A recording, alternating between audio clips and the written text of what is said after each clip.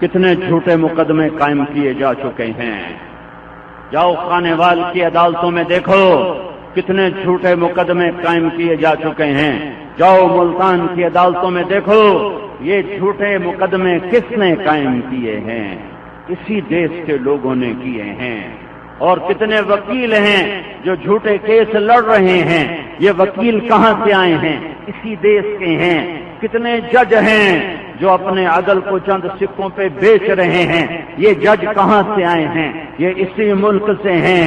یہ اٹھ کے قاتل کلاشنکوف کے برست مار رہا ہے، یہ یہودی آیا ہے، یہ اسرائیل کا ایجنٹ آیا ہے، یہ امریکہ کا ایجنٹ آیا ہے، یا یہ وہی ہے کلمہ پڑھنے والے کے سینے میں خنجر اتار رہا ہے، گولیاں اتار رہا ہے. پوری دنیا میں نہیں دیکھا کہ بوریوں میں لاشیں بند کر کے پھینک کے چلے جائیں، معصوم بچوں کے ٹکڑے ٹکڑے کر کے چلے جائیں، معصوم بچوں کو مار کر اس کے اوپر بھنگڑے ڈالیں. پوری دنیا میں ایسا ظلم نہیں دیکھا.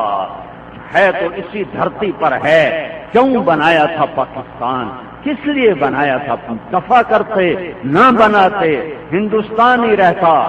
اس آزادی سے تو غلامی اچھی تھی، اس آزادی سے تو ہم غلام اچھے تھے کہ جہاں صوبہ صوبے کو قتل کر رہا ہے، قوم قوم کو قتل کر رہی ہے، بھائی بھائی کو قتل کر رہا ہے.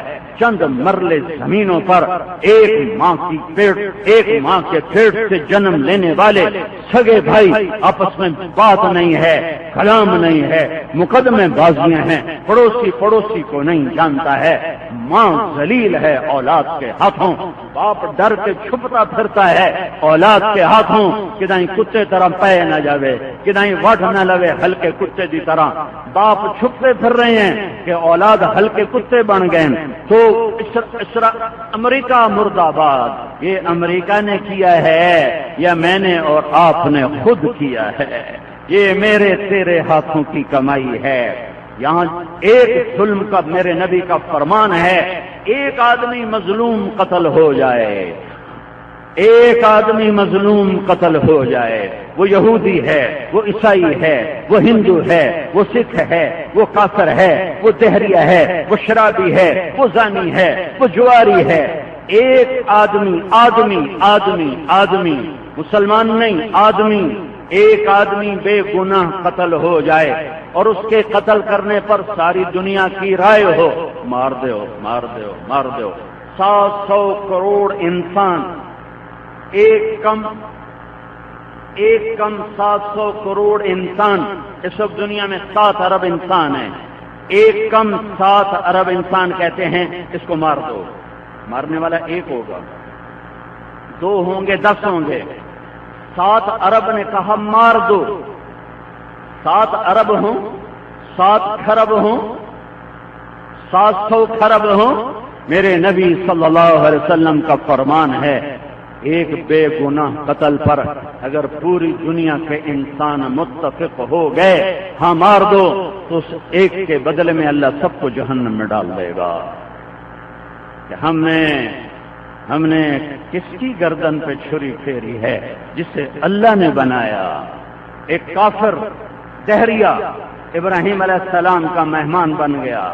ابراہیم علیہ السلام نے کھانا رکھا، اس نے روٹی کا لقمہ توڑ کے منہ میں ڈال دیا. ابراہیم علیہ السلام نے فرمایا بسم اللہ تو پڑھ. وہ کہنے لگا میں تو اللہ کو جانتا ہی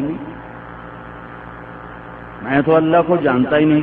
ابراہیم علیہ السلام نے روٹی اٹھا لی، اٹھ جا، میں اللہ سے منکر کو روٹی نہیں کھلاتا. وہ دروازے تک نہیں پہنچا کہ جبریل آ گیا کہ اے ابراہیم منکر تو میرا تھا، 70 سال سے میں تو روٹی کھلا رہا تھا، تو ایک وقت کی نہ کھلا سکا. اس سے واپس بولا، اس سے روٹی کھلا. یہ میرا اس کا معاملہ ہے، مجھے مانتا ہے یا نہیں مانتا. تیرے ذمہ تھا روٹی کھلانا کہ تیرے پاس بھیجا تھا. یہ ایک کافر کے ساتھ اللہ کا معاملہ ہے. میرے بھائیوں ساری دھرتی ہماری خون ہو چکی ہے. سارا بازار دھوکہ ملاوٹ پر آ چکا ہے. سارا بڑا تاجر سود پر آ چکا ہے. پہلے بینک سود لیتے تھے، آج جس نادان کے پاس 4 پیسے اکٹھے ہوتے ہیں وہ سود لینا شروع کر دیتا ہے، سود پہ قرضے دینا شروع کر دیتا ہے. کدھر جائیں؟ حکمرانوں کو برا میں کیسے کہوں؟